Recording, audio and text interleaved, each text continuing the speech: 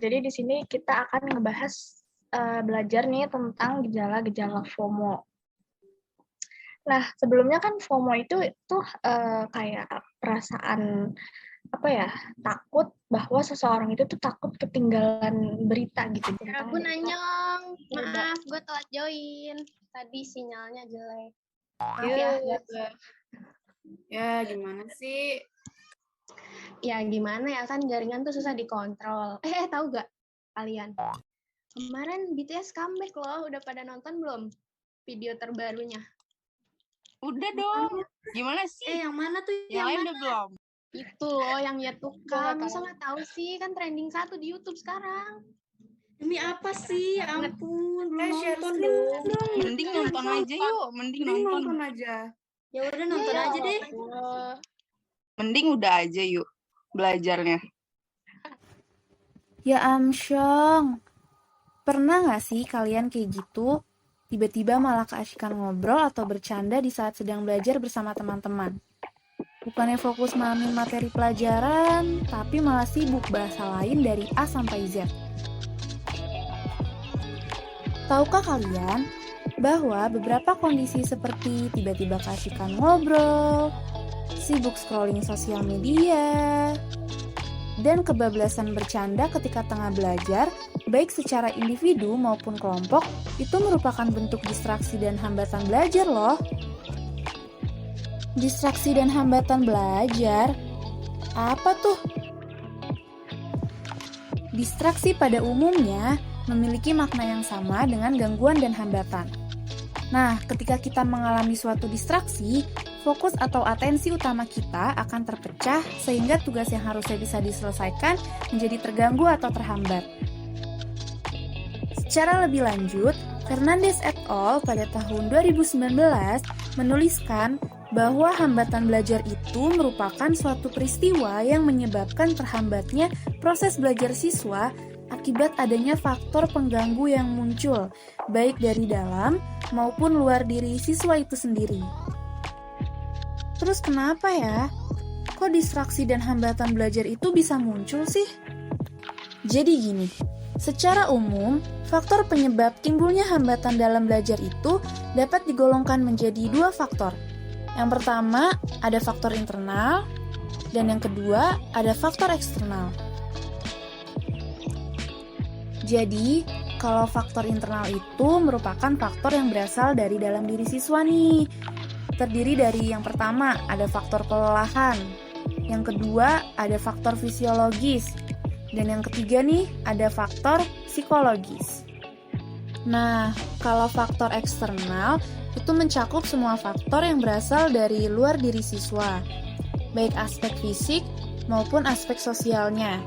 Aspek fisik ini meliputi fasilitas, sarana dan prasarana, serta kondisi tempat belajar.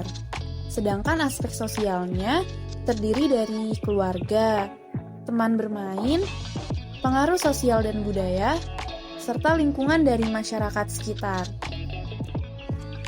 Lalu, distraksi atau hambatan belajar ini ada bentuk-bentuknya nggak sih?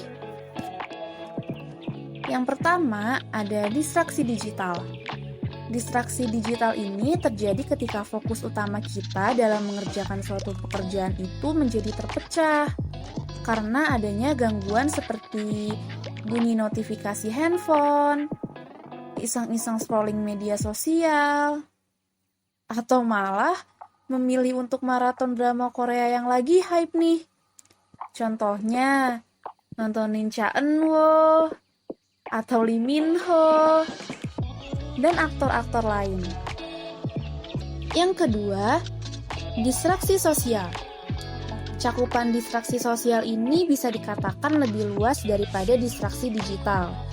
Adapun bentuk dari distraksi sosial ini seperti lingkungan belajar yang bising, ajakan teman untuk berbincang atau bercanda, atau gangguan lain yang berasal dari faktor-faktor sosial lainnya. Berarti ada pengaruhnya ya distraksi ini terhadap motivasi belajar? Iya, betul banget nih Besti. Bayangin aja nih ya, kalau kalian lagi pengen belajar secara berkelompok, untuk memahami materi pembelajaran. Namun ternyata lingkungan sekitar berisik banget. Ada tetangga yang lagi renovasi rumah, ada teriakan anak kecil yang saling bersahutan, atau ibu-ibu yang nyetel dangdut. Duh, yang ada nanti kalian malah goyang lagi. Nah terus di sisi lain, teman kalian yang seharusnya fokus belajar malah ngajakin kalian buat ngobrol. Pada kondisi tersebut, apakah kalian akan tetap semangat belajar? Kalaupun iya, kayaknya cukup sulit deh buat mengendalikan fokus dan mengajak teman-teman yang lain untuk serius belajar. Nah, hal tersebut berarti membuktikan dong bahwa adanya distraksi atau hambatan tertentu pada saat proses belajar, baik itu secara individu maupun kelompok, ternyata dapat mempengaruhi tingkat motivasi individu untuk belajar. Hal ini juga dibuktikan oleh penelitian yang dilakukan oleh Pahriji pada tahun 2021. Nah, penelitiannya menunjukkan bahwa faktor lingkungan, baik itu lingkungan fisik ataupun lingkungan sosial, ternyata mampu mempengaruhi motivasi belajar siswa. Jadi dapat disimpulkan nih, bahwa semakin kondusif keadaan lingkungan sekitar, maka semakin tinggi pula motivasi belajar siswa. Duh, berarti sangat berpengaruh ya.